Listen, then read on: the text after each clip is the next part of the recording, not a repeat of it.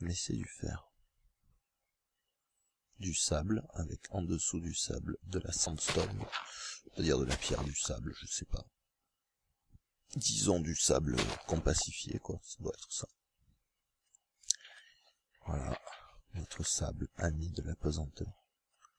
D'ailleurs, il y a une petite astuce pour tout ce qui est bloc affecté par la pesanteur, assez simple finalement, c'est que pour les détruire, je vous montre ça, c'est toujours sympathique, c'est que vous pouvez mettre une torche, pas qu'une torche d'ailleurs, mais vous pouvez mettre une torche, vous pétez, et hop là, les blocs affectés par la gravité en tombant sur la torche sont tous détruits. Donc, si vous croisez des grandes hauteurs de sable, faites-vous plaisir, ça fait du bien. On va péter un mouton, il lâche pas de nourriture, mais il file de la laine. Du moins, quand on a un inventaire assez vide pour la ramasser. Là. Un autre mouton, je pense que c'est la même couleur. Voilà. Un peu de canne à sucre, vu qu'on en aura besoin, ben on va se la ramasser. Tiens, le jour commence, la nuit commence à poindre, donc on va peut-être essayer de pas être trop exposé trop longtemps. Mais j'avais cru voir donc un autre mouton, sans lequel mon ramassage de laine n'a aucun intérêt. Alors ça me dit, oups, ça s'y me dit quelque chose, cela me dit beaucoup plus. En allant dans cette direction. Alors, bon, maintenant que je vous ai montré un peu une fois une session de minage, une session de coupage de bois, quelques premiers éléments de gameplay, je pense que je vais faire tout ça hors caméra. Mais je vais d'abord rentrer chez moi avec vous, au cas où j'aurai de mauvaises surprises en route. Voilà, mais après ça va se passer dans mon coin pour commencer à amasser quelques ressources.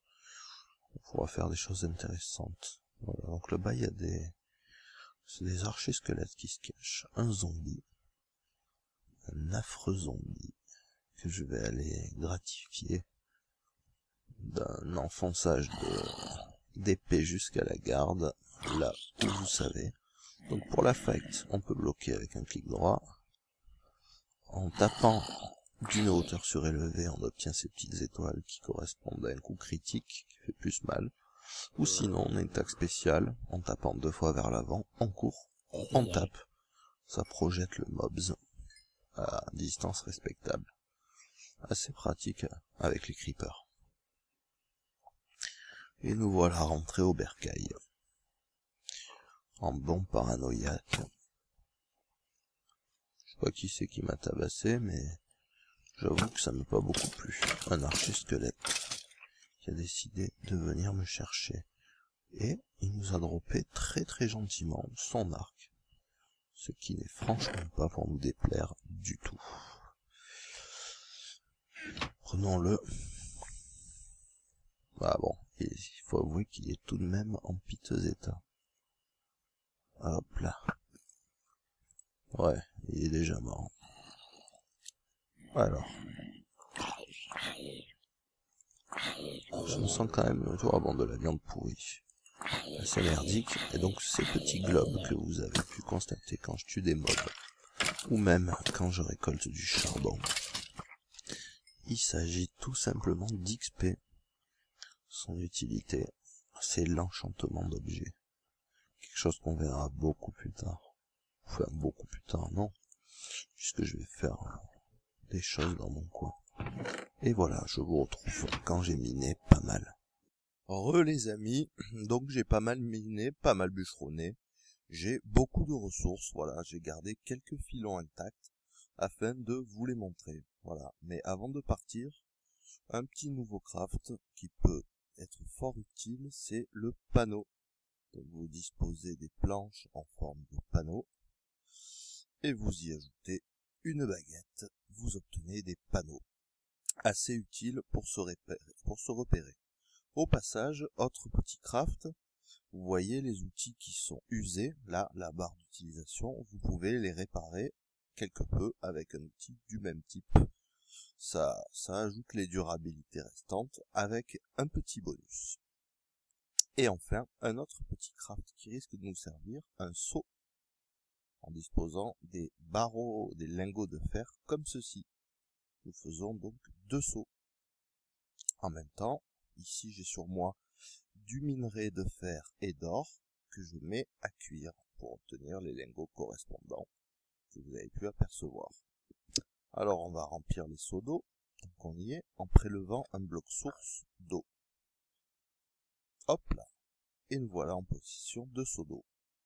Bien, maintenant, on va pouvoir aller examiner ces fameux minerais. Donc les panneaux, hein, moi j'aime bien, je vous le montre parce que je m'en sers pas mal dans mes mines pour indiquer des choses que j'ai trouvées à voir plus tard. Donc il faut savoir que j'ai creusé désespérément pendant longtemps sans rien trouver. Et finalement, tout est arrivé d'un coup, j'ai eu beaucoup de fer. J'ai croisé pas mal de grottes naturelles, voilà, vous voyez, là j'ai marqué avec les panneaux. Pas mal de grottes naturelles donc à explorer plus tard. Et voilà. Et il faut savoir aussi que les panneaux ont des interactions particulières avec l'eau et ils sont très utilisés pour ça.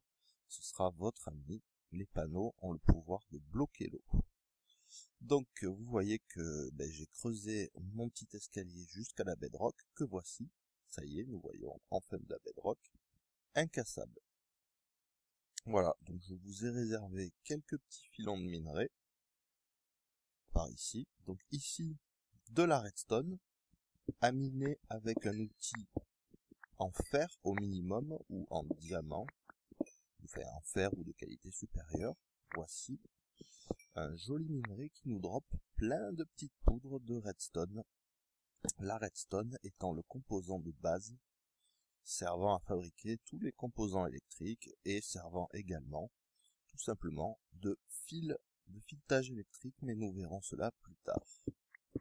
Et oui, car dans Minecraft on peut faire de l'électronique. Donc ici encore un peu de redstone pour le plaisir des yeux. Voilà.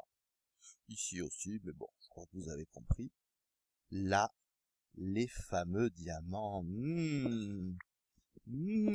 Oh oui que c'est bon. Oh oui que c'est bon. Donc aminer absolument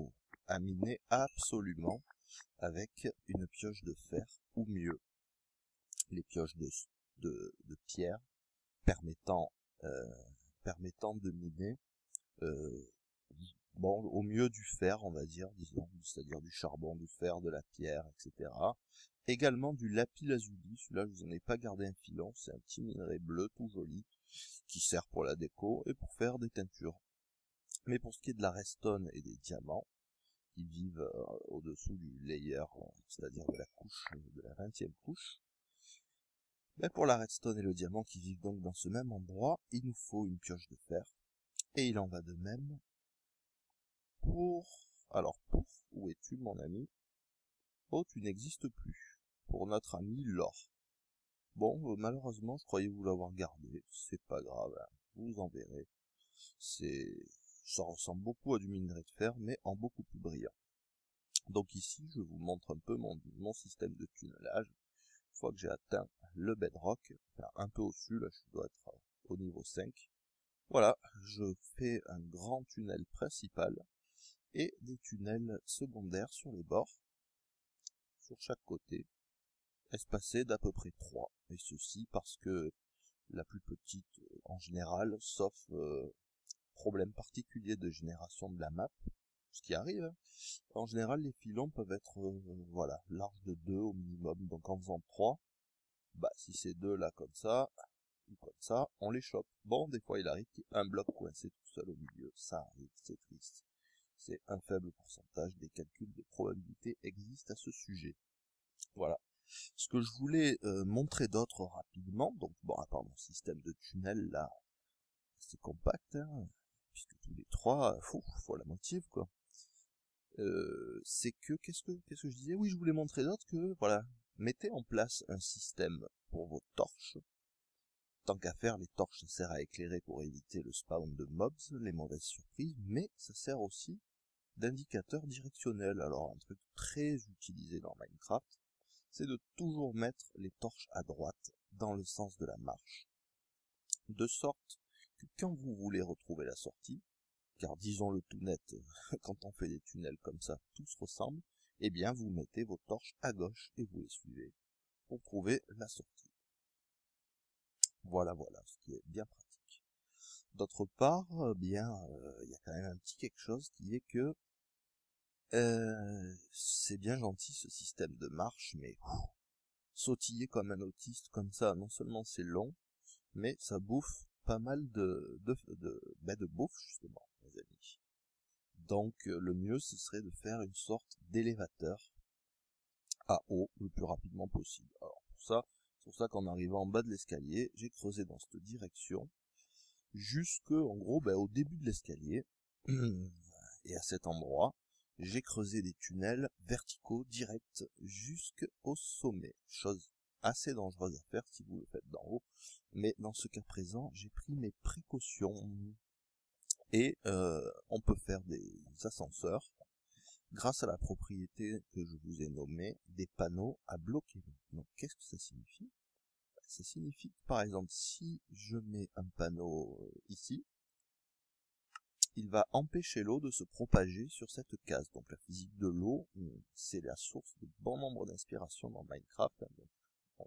On aura l'occasion de plus s'en servir. Pour l'instant, on reste sur ce truc basique qui est que ça bloque l'eau. Boum, donc je mets de l'eau, elle ne coule pas ici.